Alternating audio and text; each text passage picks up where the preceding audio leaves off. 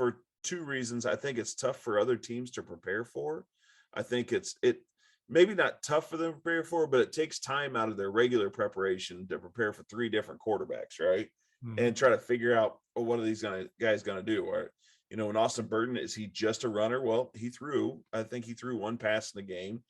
Um, is Jack Plummer. He can do both. His passing efficiency is as good as there is in the Big Ten right now. Maybe still maybe leading the Big Ten when he was playing his efficiency. He was like 70 some percent throwing the ball. So he's going to complete passes. So you have to be on your toes for all three of them. So I thought it was I hope we continue to see that, and I think that we will. I would think that you can build off something like that.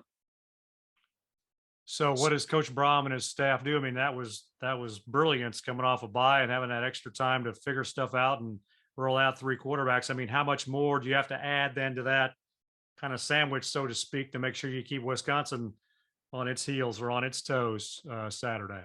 I don't know that you have to add much more. I mean, I think you saw what worked. You saw that they were able to get the transitions in.